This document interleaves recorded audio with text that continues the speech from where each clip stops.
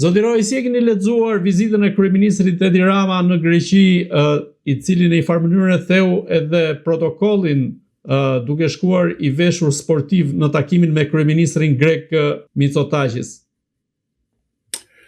Unë mendoj që lidhja e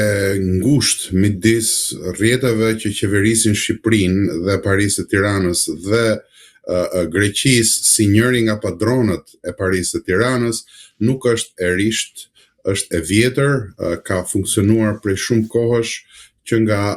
koha kur qeverisnin qeveritë të tjera si Fatosnano e Meradh. Pra ka një marrëdhënie e cila është marrëdhënie e nënshtruar e Parisit Tiranës ndaj strukturave drejtuese të Greqisë. Pra nuk është e habitshme që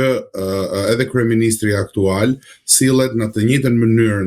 ndaj Greqisë. Unë do të shtoja këtu që përtej sjelljes së nënshtruar që ka Paria e Tiranës, çdo qeveri e tranzicionit deri më sot ndaj qeverive greke, kemi edhe një kapje të shumë strukturave të tjera, ekonomike, por edhe mediale. Në televizionet kombëtare shqiptare është rëndom shihet një kriminal i cili është i dënuar në Shqipëri, i cili sot paraqitet si eurodeputet dhe ftohet pa teklif nga të gjitha televizionet kombëtare shqiptare dhe merret në intervista. Në televizionet shqiptare dhe në mediat shqiptare nuk flitet se sistemi bankar është i varur drejt për drejt nga bankat dytësore greke e të tjera. Pra, ndoshta diçka më pak sot se sa para 10 ose 15 vitesh, por gjithsesi në një masë të madhe. Pra, është kulminacioni, do të thoja, i një politike të nënshtruar e cila bazohet thjesht tek përfitimet e çastit, tek përfitimet politike dhe ekonomike të çastit, dhe e cila padyshim pastaj na çon tek shitje e territoresh, tek dhënie territoresh, tek marrëveshje të pa zbardhura, cilat nuk janë thjesht të zotit Rama, por janë marrëveshje të cilat bëhen nga të gjithë anëtarët e Parisit Tiranës, të gjitha qeveritë. Zoti Rama është diktatori i fundit i kësaj parie, i cili vendos vetë se çfarë do të bëjë, se kur duhet shkojë, se si duhet sillet, herë e prish dhe herë e ndreq me padronët e tij, por nuk ka asnjë lloj hijeje të një politike kombëtare, të një politike shtetërore afatgjatë që t'i përgjigjet interesave të shqiptarëve. Pra, nuk kemi pse të habitemi. Unë do thoya që çështja më e fundit që duhet diskutuar është çështja e protokollit, a shkoj me atlete apo shkoj me kostum. Këto janë gjitha shashka që hidhen në media për me mbyll rrugën diskutimeve reale, që janë pse shkoj, cilat janë objektivat, çfarë përfitoi nga kjo vizitë, çfarë mori, çfarë dha, pse fitojnë shqiptarët, çfarë mund të humbin shqiptarët e gjëra të tilla. Këto i duhet të ishin temat e diskutimit të kësaj vizite dhe jo veshja e zotit kryeminist. Është e fundit. Sigurisht që ka një protokoll ai duhet ta ndjek, por nuk mendoj që është shumë shqetësuese se u vesh apo nuk u vesh Edi Rama. Edi Rama i përdor këto shpesh herë për t'i hedhur hi syve njerëzve, ndërkohë që ajo që është më e rëndësishme është që pse zoti Rama pati një ministër drejtësie, një ministër mbrojtje i cili ishte i praktikisht një agent i Greqisë e të tjera. Kështu që të gjitha këto janë në vazhdimsi, po askush nuk merret me to. I duhet kërkuar llogari qeveritarëve, edhe llogari me fakte dhe llogari e drejtë për drejtë. Në këtë rast, çfarë dha Edi Rama, çfarë përfitoi Shqipëria dhe çfarë humbi nga njëra anë, ose më saktë çfarë humbasin nga njëra anë shqiptarët dhe çfarë përfitojnë apo humbasin grekët nga ana tjetër? Siç e kemi diskutuar këtu më parë, jemi në një moment jashtëzakonisht shumë delikat, jemi në një luftë botërore e cila po vazhdon dhe po përshkallëzohet, nga ku shqiptarët deri më sot kanë bërë sikur nuk e kanë parë, bëjnë sikur nuk i prek një luftë e tillë, bën sikur kjo përplasje ndërkombëtare nuk na prek shumë interesat tona të përditshme, por në fakt është e kundërta. Dhe në këtë kontekst është shumë e qartë që Greqia është pozicionuar, ashtu si dhe Serbia, ashtu si dhe fqinjët e tjerë në rajonin ton, janë pozicionuar për të maksimizuar ose për të marrë më të mirën që munden brenda konteksteve të reja ndërkombëtare. Të vetmit të cilët shkojnë si capit të kasapi, të vetmit të cilët shkojnë me interesa meskine, politike të çastit, të lojtarëve të brendshëm, janë fatkeqësisht janë shqiptarët, dhe kjo vizitë vazhdon në rrjedhën e asaj që është në nshtrimi i klasës politike shqiptare, i Parisë së Tiranës ndaj Greqisë, në nshtrimi i cili ka ardhur në disa shtresa dhe i cili tani më sfundmi pasqyrohet në atë që është interesi primar i Greqisë, që është shfrytëzimi i hapësirave detare. Të njëjtët njerëz që bën zhurmë shumë të madhe me të drejtë në kohën kur ishte qeveria Berisha që kërkonte të bënte marrëveshje për detin duke i dhënë Greqisë atë çka nuk i takonte, janë ata të cilët sot po justifikojnë marrëveshjen për detin me Greqinë sepse janë ata në pushtet. Vetëm kaq duhet ju mjaftojë njerëzve për të parë se çfarë hipokrizie ka Paria e Tiranës dhe se sa i druhet Paria e Tiranës reagimit popullor.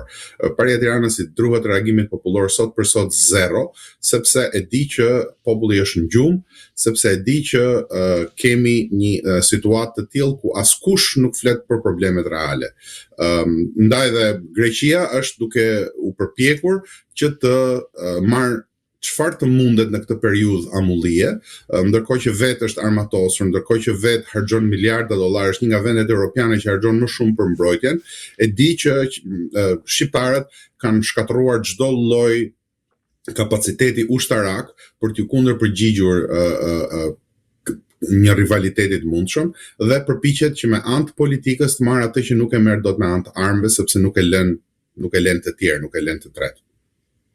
Pikërisht, duke mbetur te çështja e detit, e cila është dërguar në gjykatën ndërkombëtare të drejtësisë në Hag, kryeministri Edi Rama në vizitën e tij në Greqi deklaroi se kjo çështje do të zgjidhet brenda vitit, ndërkohë sipas mediave greke, burimet diplomatike bënin ditur se çështja ka ende probleme teknike. Në këtë rast, a mund të përfitojë Greqia pra duke marrë pjesën e miljeve detare në raport me Shqipërinë, dhe a mund të përfitojë në kurriz të Shqipërisë duke shfrytzuar dobësinë politike të Edi Ramës aktualisht, i cili ka një mal korrupsioni nga njëra anë, por edhe në këtë amullin politike siç thatë ju dhe në këtë lloj kaosi, po themi, të orientimit të vetë shqiptarëve, dhe Greqia mund ta shfrytëzojë këtë si moment? Greqia jo vetëm mund ta shfrytëzojë, po është duke e shfrytëzuar, por pikëpari dua të them që kjo teknika e hedhjes shashkave mediatike duke thënë që e kemi çuar në Hag është një teknik tani më e tejkaluar, sepse ajo që parashikon që një gjykatë ndërkombëtare të vendosi nëse shtëpia ime është e imja apo jo. Do me thënë, kjo nuk ka vend ku të rri, për mos thënë atë fjalën tjetër, dhe në labëri thuhet për të çirr me thua. Pra vjen tjetri, shkon një shtetar i një vendi tjetër, i cili sigurisht që bën interesat e Greqisë, kryeministrat e Greqisë gjatë gjithë këtyre periudhave, dhe thonë që un kam pjesë në shtëpinë tënde, un kam pjesë në tokën tënde dhe atë problem ne e çojmë tani në gjykatë. Ndërkohë që toka është e jona, shtëpia është e jona, ujërat janë tanët dhe çdo lloj ligji ndërkombëtar e pengon Greqinë që të bëjë atë që kërkon të bëjë. Pra, është një marrje e anës ndaj shtetit shqiptar, të cilën shteti shqiptar e lejon, kush e di se për çfarë marrëveshjesh të fshehta, të cilat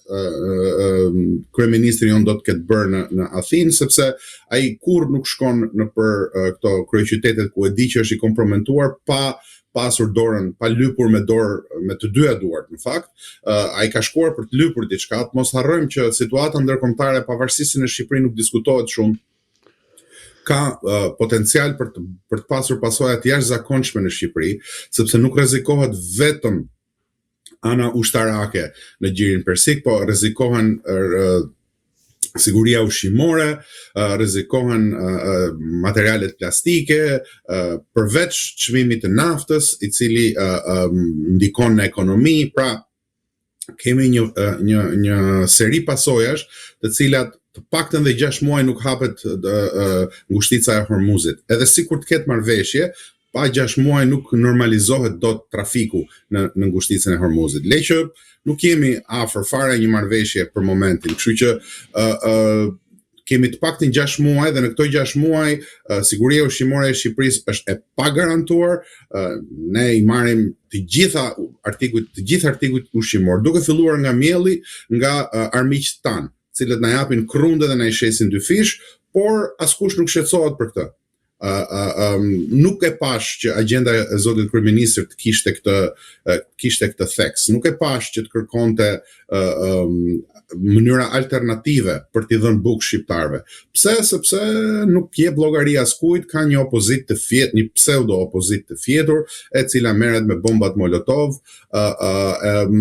pa asnjë shkak politik, pa asnjë arsye politike reale, pa asnjë strategji politike reale, e cila është e populluar nga njerëz të diskredituar në opinionin publik, dhe cila merret me të njëjtat teknika që ka përdorur para 30 vitesh për t'i marrë pushtetin diktatorit të sotëm, por nuk ka asnjë shans për ta bërë këtë, ndaj dhe çdo gjë vazhdon si për inerci, çdo gjë duket sikur nuk mundet të ndryshojë. Unë mendoj që situata është më e rëndë se sa duket dhe se sa portretizohet në mediat shqiptare, dhe vizita e kryeministit në Greqi nuk pati asnjë lloj agjende për popullin shqiptar. Thjesht agent personale, agent që i shërben Greqisë, agent që i shërben në vend të ndodhjes së tij në pushtet, pra që ai të rrinë pushtet sa më gjatë dhe t'i dalë anës problemeve që ka me spakun dhe probleme tjera.